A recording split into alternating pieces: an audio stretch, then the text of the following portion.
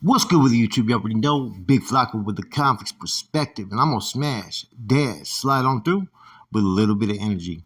Please hit the like, subscribe, comment, and do all those things to help support this channel, and hit that bell notification for future fire content.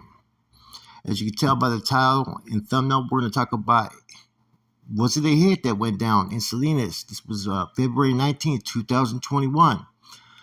I'll let you know a little bit of back history so we can go follow through what happened, okay? Around this time, the Truth Filter hit the streets everywhere, February 2021. It hit YouTube, for that matter, right? It basically was out there to tell everybody what was going on between the state and feds, that it was no longer going to be kept under wraps, that there was some serious issues going on, and it outlined everything that had happened up to that point. Okay, so there had been some response filters that came from the state, retorts as far as the allegations. There's one that at first had demoted Corny and skipped to Cat Ones. Then there was one that was trying to deem them no good. And they used a little bit of everything. They used the conversations on YouTube that they felt were fucking a breach of security. They used due process violations and whatnot. And they tried to make it really sound good, right? And this was pretty much just to force them out because they were trying to take control of everything. Okay. Lo and behold, there was an individual named Frank Campos Garnal, right? I believe they call him Spanky, or sometimes they call him Toucan Sam. He had a couple of different names, right? Been around for a minute out there in Salinas. He had been pulled as a C, and he barely got out before this shooting happened, right? And see, he was the one that was slotted to take over a regiment position out there in Salinas as a regiment commander. Okay, I don't know if that went to the fellas and the feds. I don't know if people were discussing it beforehand, but apparently, man, something ended up happening to him, and nobody knows whether it was a state or fed hit, right? Now, everybody believes it's a fed hit, but there's still nothing that pretty much leads to anybody doing it. Nobody's been caught, nobody's been arrested, and there's been really no discussions of it. Okay, now on February 19th, around 10 p.m. in Salinas, right, at the Denny's, him and his wife were both shot. Their 9-year-old boy was in the car. Now, I don't believe anybody knew that the 9-year-old child was in the car, but he was not really put in a danger zone. You know what I'm saying? So they must have been scouting him, evaluating him, or someone must have been reporting where he was going.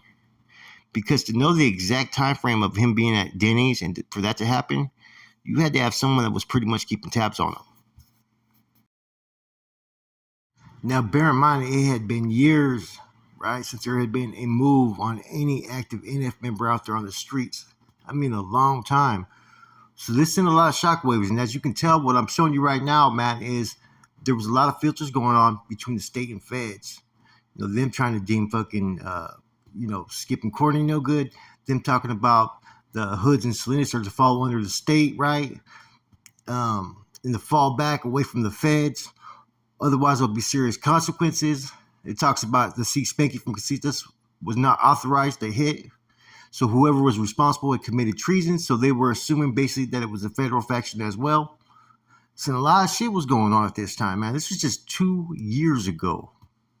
You have the feds sending out kites to all the streets about all the peace talk as far as amongst, with the oppositions, right?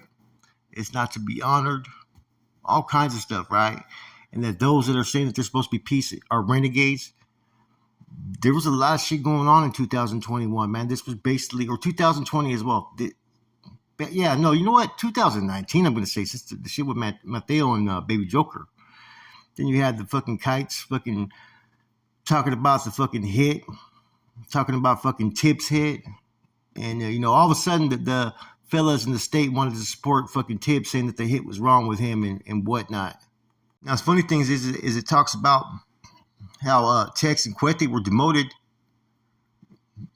right? But they don't mention anything about Fonel being demoted. He was demoted for the same fucking things. And they went to the extreme in disrespecting the federal generals in brass who had been a part of the movement for over 40-something years, like it was nothing. Now, if I'm not mistaken, Spanky was only out for less than 2 weeks, and he was to resume the role of the regiment commander. And someone wanted to shortstop that. Someone wanted to take him out. Whether it was business or personal, I don't know. A lot of times we don't think that it could be any other situation but the hot topics that are out there. But from this one, a lot of people have been saying on the streets that it was basically coming from, the federal side at that time. Now I'm looking at all this in this shooting. I'm thinking, man, not only did they shoot the colonel's wife, but his 9-year-old was in the car. That's going to traumatize that child, man, because most familianos, most bros, if you're pushing that hard line, even with the politics or the criminal organization on the streets, you want what's best for your child. You don't want them to be involved in the things that you do, and you never bring that to your home front. You're not supposed to. This right here was brought to his home front. Now, that's the unfortunate thing, man. And, I never respect anybody that takes action when there's kids there. That's just me.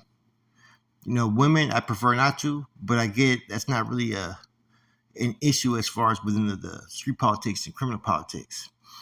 But anyways, so I'm evaluating this. I'm thinking like, fuck, man, this isn't the opposition doing it. This is those that fall under the same bandana, the same rank and file, who've made the same commitments, the same oath. That's when it was like, wow, I was like, this shit's really getting serious again.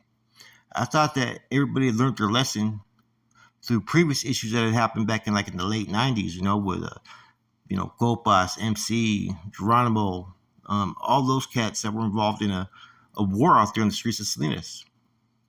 The aftermath of that, you had a couple bodies that should have never been killed, and you had two fucking high-ranking NF members pointing fingers at each other on what happened, right? And then you had a town that had lost a lot of trust and respect, and just did not feel the feelings weren't good out there with some of those deaths that happened around that time. And it took a long time for them to rebuild it. And here you are, almost 20-something years later, and the same thing happens again out there in Salinas. Now, there's been numerous other incidents that have happened around this time frame. Like I said, it was like the best way to describe it is there was a lot of Cold Warfare tactics in some senses, but there was also a lot of little battles that were occurring, little tit-for-tat situations or things that happened that were under clandestine operations that nobody knew who was part of or who did what. And so I'm not going to go into those type of stories, right? But yeah, man, this one was all on the newspaper, and pretty much everybody knew or assumed what it was about. To this day, there's no proof that actually the federal faction was involved, or not the federal faction, the fellas that were in the feds were involved with this hit. So I'm not going to put that title or label, but there's a lot of assumptions, and that's what happened. The state fellas, they believe that's what happened. Now, around this time, you had several things that were happening, man, and we're going to talk about a few of those, right? But one of them being that Tip shortly thereafter was hit. Okay, Chente got removed several times. There was dudes that were coming from fucking the feds that were told to take over certain areas. The county jail in Santa Rita was told to by a young bro that was going there from Fremont, or young Encelado, and he was met with fucking backlash and got removed. And then he ended up being the one that was he from Fremont or Delano? I mean Dakota. He's from one of those cities. He ended up being one of the dudes that ended up moving on Chente. Right? This is before Chente was pretty much labeled bad by the feds, right? You even had Store get removed by two youngsters at that time that some people say that may have not just been two youngsters that were doing that movida. That may have been a planned fucking executed move. So the streets are hot. Stuff's going on in San Jose. But it basically everything triggered, I think, with this incident when the stuff started getting more hot in the streets and the filters started coming out. Was all surrounded by this and tips. Then everything changed. By the time these guys got indicted shortly after, all the stuff that was going on the street started to die out a little bit.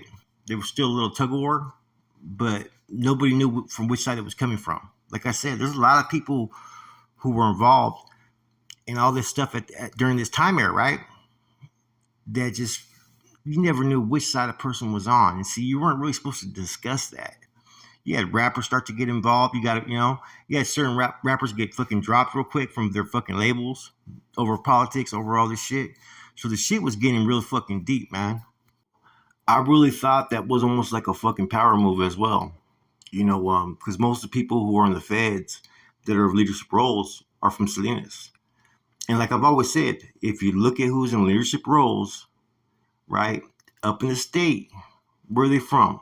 Sanjo, Chuco, Sammy, Turtle, right? Puppet, Sleepers. These are all individuals fucking in the state that hold position in a leadership role. And so I was hearing little mumblings that a lot of this shit was fucking that people in the state from San Jose did not like that Salinas had control of so much that it was like they were set tripping basically. But San Jose was pretty much doing the same fucking thing. Anyways, when I do videos like this, yes, I'm exposing a lot, but it's nothing that nobody already knows, right? And I'm hoping that maybe somebody out there sees this, right? And they can sit there and say, you know what, man, I don't want to be part of that shit no more. Or some youngster sits there and sees, you know what, man, it ain't worth it. Look at what's going on. I could put in all these years, next thing you know, they're still going to want to take me out.